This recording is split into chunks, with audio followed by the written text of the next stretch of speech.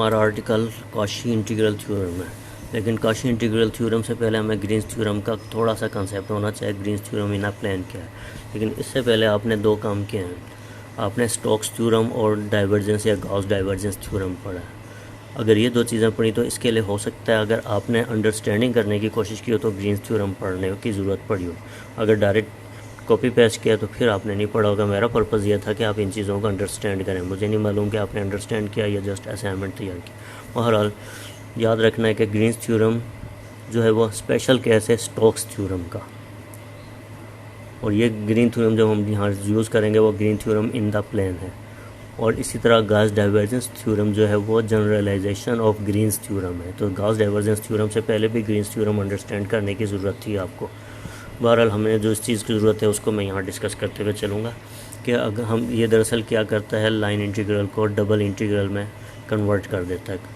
तो हमारे पास ये इक्वेशन है, इस इक्वेशन को आपने याद रखना है। हमारे पास ये इक्वेशन क्या, अगर हमारे पास कोई क्लोज रीजन है एक्स वाई प्लेन में और m और n दो कंटिन्यूस फंक्शन हैं x और y के, और इनके कंटिन्यूस डेरिवेटिव्स भी लाई करते हों। दैट्स मीन इस थ्योरम के लिए कंडीशन क्या है, दो वेरिएबल्स हैं, दो फंक्शंस हैं, यहाँ मैं m और n कह रहा हूँ, कोई भी नाम हो सकते हैं, और दोनों फंक्शंस हैं x और y के, और इनके कंटिन्यूस डेरिवेटिव्स अगर एग्जिस्ट करते हो इस गिवन रीजन में R में, तो हम integral close integral of m dx plus n dy को double integral over the region partial n over partial x minus partial m over partial y dx dy से replace कर सकते हैं। इसका बाकायदा प्रूफ भी मौजूद होगा, लेकिन फ़िलहाल हमें इसको यूज़ करने इस वजह से मैं जस्ट इस इक्वेशन की बात करूँगा।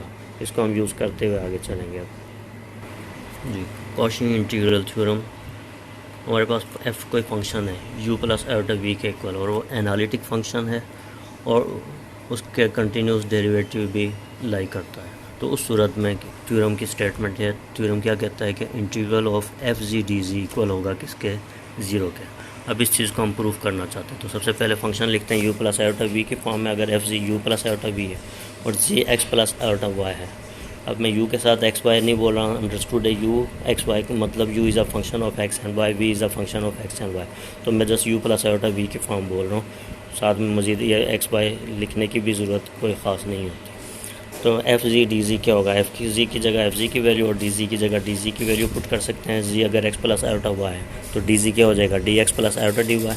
तो मैं लिख सकता हूँ U plus iota V F G की जगह, और डी जी की जगह D X plus iota D V iota D Y sorry. अब इन दोनों को आपस में मल्टीप्लाई करेंगे हम। मल्टीप्लाई करने के बाद इमेजिनरी पार्ट्स को सेपरेट और रियल पार्ट्स को सेपरेट करें तो हमारे पास ये रिज़ल्ट बन जाएगा, integral of U D X minus V D Y plus iota close integral of V D X plus U D Y. अब यहाँ हमने क्या अप्लाई करना है, ग्रीन्स थ्योरम। यू और वी दोनों क्या है, क्यों ग्रीन थ्योरम से पहले क्या होना चाहिए, यू एम और एन वहाँ था, एम और एन क्या होने चाहिए, कंटिन्यूस डेरिवेटिव्स उनके एग्जिस्ट करने चाहिए। ठीक है, अब यहाँ क्योंकि एफ प्राइम जी कंटिन्यूस है, दैट्स मीन फंक्शन जो है उसके डेरिवेटिव एग्जिस्ट करता है कंटिन्यूस, तो अंडरस्टूड है यू और वी के भी कंटिन्यूस डेरिवेटिव्स एग्जिस्ट करते हैं। अगर यू और वी के डेरिवेटिव्स कंटिन्यूसली एग्जिस्ट करते हो तो इसका मतलब हम ग्रीन्स थ्योरम यहाँ अप्लाई कर सकते हैं। तो यू क्या हो जाएगा, partial v over partial x और v minus partial u over partial x में किसी एक को आप नेगेटिव ले सकते हैं।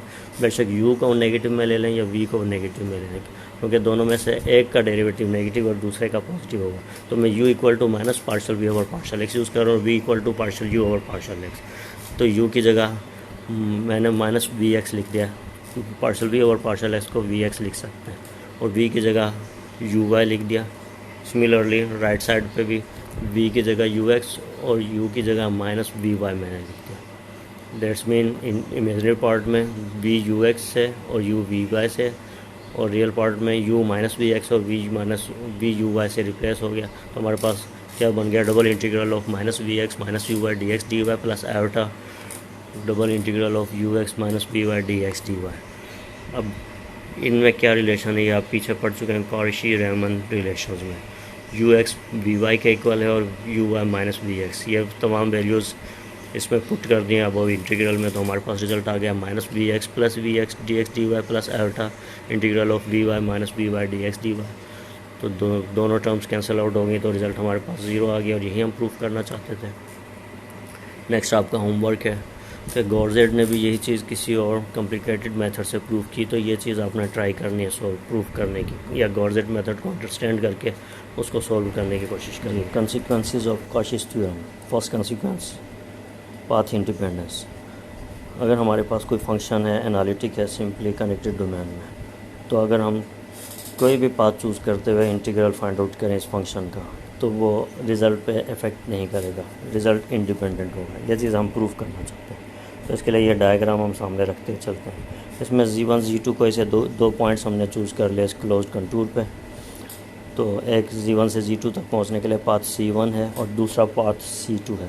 हमने प्रूव करना है हम C1 फॉलो करें या C2 फॉलो करें, दोनों में से जो मर्ज़ी पाथ फॉलो करते हुए इंटीग्रल फाइंड आउट करें, रिज़ल्ट एक ही आएगा, उस पर कोई इफेक्ट नहीं पड़ेगा। तो इस चीज़ को प्रूव करने के लिए हम सबसे पहला काम क्या करते हैं, C2 का रिवर्स C2 स्टार हम कंसिडर कर लेते हैं। अब जब C2 का रिवर्स C2 स्टार हमने चूज़ किया, तो Z1 से हम from C1 and then to C2 star अगर चूज़ करते हुए चलें तो कंप्लीट क्लोज कंटूर बन जाता है। अब इस क्लोज कंटूर का ओवरऑल इंटीग्रल क्या होगा, 0 के इक्वल होगा अकॉर्डिंग टू कॉशीज़ थ्योरम।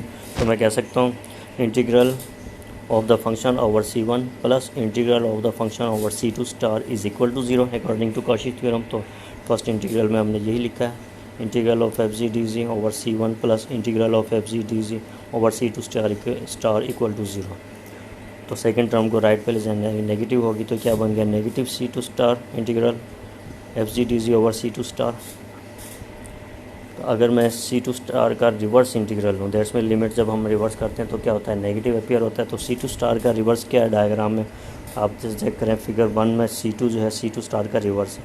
तो जब मैं इसको रिवर्स करूँगा तो एक नेगेटिव अपीयर हो जाएगा इंटीग्रल के साथ, तो नेगेटिव नेगेटिव पॉजिटिव, तो हमारे पास रिजल्ट क्या आ गया, integral of FG dz over C1 is equal to integral of FG dz over C2। That's mean हम over C1 integral find out करें या ओवर C2, आंसर पे इफेक्ट नहीं पड़ा, यही हम प्रूव करना चाहते थे जी। नेक्स्ट हम प्रूव करना चाहते हैं कि फंक्शन जो है अगर लाई कर रहा हो किसी दो कर्व्स, क्लोज्ड कर्व्स में C1 या C2 के ऊपर, तो दोनों सूरतों में अगर मैं इंटीग्रल फाइंड आउट करूँ, दैट्स मीन कर्व 1 या कर्व 2 के लिए इंटीग्रल फाइंड आउट करूँ, दोनों रिजल्ट्स एक ही आएंगे, ये मैं प्रूव करना चाहता हूँ नेक्स्ट में। इसके लिए अब सिंपली कनेक्टेड रीजन हम सपोज करते हुए चलते हैं अपनी आसानी के लिए, और इसको आखिर में डिवाइड कर देंगे दो पार्ट्स में। इन दोनों के दरमियान जो सेपरेशन नज़र आ रही है आपको, वेरी क्लोज, हम इतनी क्लोज हैं एजम्प्टोटिकली स्मॉल हम सपोज करते हैं ताकि हम दोनों को सेपरेट आउट डील कर सकें फाइनली। तो इस वक्त हम C1 सपोज कर रहे हैं, इसमें C1 क्या है, पाथ ABHIJ, इस पाथ को मैं C1 का नाम दे रहा हूँ, और C2 पाथ के लिए जो सेकंड कर्व इंटरनल कर्व है उसको मैं नाम दे रहा हूँ, C2 क्या है वो DGFED। अब इन दोनों के लिए मैं प्रूफ करना चाहता हूँ इंटीग्रल जो है वो कांस्टेंट होगा दोनों के ऊपर, जिसके बेशक मैं इंटरनल कंटूर C2 के लिए इंटीग्रल फाइंड आउट करूँ फंक्शन का, या फंक्शन को इंटीग्रेट करूँ ओवर C1, दोनों सूरतों में रिजल्ट एक ही आएगा, ये मैं प्रूफ करना चाहता हूँ। सबसे पहली चीज़, मैं कंप्लीट क्लोज पाथ चूज़ कर रहा हूँ, ABEFGHIJA, कम्प्लीटली ये पाथ चूज़ करते हुए इंटीग्रल फाइंड आउट करूँ। जब ये कम्प्लीटली क्लोज कंटूर हमें मिल रहा है, इसके ऊपर इंटीग्रल अगर मैं फाइंड आउट करूँ वो क्या होगा, वो 0 के इक्वल होगा अकॉर्डिंग टू कॉशीज़ थ्योरम। अब इसको मैं पार्ट्स में डिवाइड कर सकता हूँ। अब इसको मैं 4 पार्ट्स में डिवाइड कर रहा हूँ। एक पार्ट तो हो गया ABHIJA, दूसरा पार्ट हो गया B to D, तीसरा पार्ट हो गया G2H, और चौथा पार्ट हो गया DGFE। इन चारों का पार्ट्स के इंटीग्रल्स अगर मैं सेपरेटली फाइंड आउट करूँ तो किसके इक्वल होंगे, 0 के। तो यही काम किया मैंने, 4 पार्ट्स में डिवाइड कर दिया। पहला पार्ट जो है ABHIJA वो एक्चुअली C1 है, integral of FG over C1 plus integral of FG over BD plus integral of FG over DEFGD plus integral of FG over GH। इन तमाम का सम 0 होगा अकॉर्डिंग टू कॉशीज़ इंटीग्रल थ्योरम। अब next step में क्या किया, GH को अगर मैं रिवर्स करूँ तो माइनस साइन आ जाएगा, तो इसको मैं HG कह सकता हूँ। तो हमारे पास रिज़ल्ट क्या आ गया next, ABHIJ FG DG plus FG over BD plus FG over DEFGD minus FG function of G integral of FG over HG।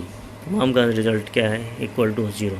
अब अगर डायग्राम पे गौर करें, BD और H G, G to H नहीं बल्कि अगर हम एच टू जी जाएँ, बी और डी एच टू जी दोनों तरफ मूव, दोनों एक ही डायरेक्शन में, तो दोनों क्या हैं, इक्वल हैं लेकिन नीचे अपोजिट साइन के साथ अपेयर हो रहे हैं। तो इसका मतलब जो सेकंड इंटीग्रल है इंटीग्रल एफ जी ओवर बी डी, और लास्ट इंटीग्रल है इंटीग्रल और एफ जी ओवर एच जी, दोनों इक्वल हैं लेकिन नेगेटिव साइन के साथ है। तो इसका मतलब दोनों कैंसिल आउट हो जाएंगे। तो हमारे पास रिजल्ट क्या आ गया, सिर्फ दो इंटीग्रल बच गया रिजल्ट में, इंटीग्रल और F ji over A B H I J A plus integral और एफ जी over D E F G D.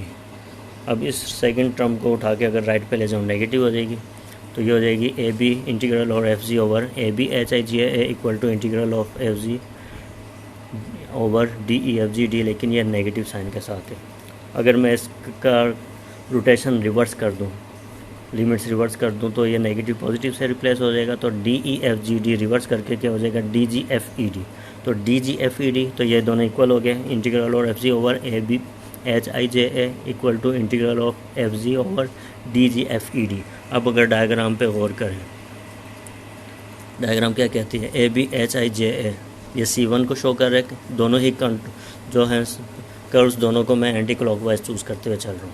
और डी जी एफ डी, जिसको मैं C2 का नाम दे चुका हूँ। तो ये अगर इन दोनों को मैं रिप्लेस कर दूँ, ए बी एच आई जे ए को C1 से और D G F E D को C2 से, तो हम अपने प्रूफ तक पहुँच जाएंगे। कॉची इंटीग्रल फार्मूला, अगर हमारे पास कोई फंक्शन है सिंपली कनेक्टेड डोमेन डी में, और उस कर्व किसी क्लोज्ड कर्व के अंदर कोई पॉइंट जी नोट है, तो उसके लिए हम प्रूफ कर सकते हैं क्या, इंटीग्रल ऑफ सी या integral over the curve f g divided by g minus g naught d g is equal to 2 pi iota f g naught. याद रखना ये जी नोट क्या है, एक ऐसा पॉइंट है जो कि उस क्लोज्ड कर्व के अंदर अगर लाई कर रहे हो, तो हम इसको डायरेक्टली इक्वेशन 1 में क्या कर सकते हैं कि integral of F G over g minus g naught d g, ये चीज़ डायरेक्टली हम प्रूफ कर सकते हैं किसके इक्वल है, 2 pi iota f g note. या फिर 2 पाई आयोटा को अगर हम लेफ्ट पे ले जाएँ तो 1/2 पाई आयोटा की फॉर्म में भी इसको लिख सकते हैं। तो अब इसको का प्रूफ मैं नहीं कर पा रहा हूँ यहाँ। अगर प्रूफ आप करना चाहें तो सिंपल इक्वेशन 1 के लेफ्ट हैंड साइड में आप एक काम कर सकते हैं, क्या उसमें ऐड और सब्ट्रैक्ट करें अगर एफ जी नोट, तो हमारे पास एक फॉर्म आ जाएगी integral of F g minus f g naught over g minus g naught d g, और एक फॉर्म आ जाएगी 1 over g minus g naught d g, और एक 1 over g minus g naught d g. इसकी form आप already proof कर चुके हैं, 2 pi iota f g naught equal, फिर पीछे प्रीवियसली आप चेक कर सकते हैं, प्रीवियस लेक्चर्स में मैं प्रूफ कर चुका हूँ। सेकंड पार्ट को आप अगर प्रूफ कर दें 0 के इक्वल, तो आप यहाँ तक पहुँच सकते हैं। इस चीज़ को आपने अगर चाहें अंडरस्टैंड करना, हम डायरेक्ट इसको यूज़ करेंगे, लेकिन अगर आप इसको अंडरस्टैंड करना चाहें तो इस पर्पज़ के लिए आप क्रेज़ी की बुक को कंसल्ट कर सकते हैं।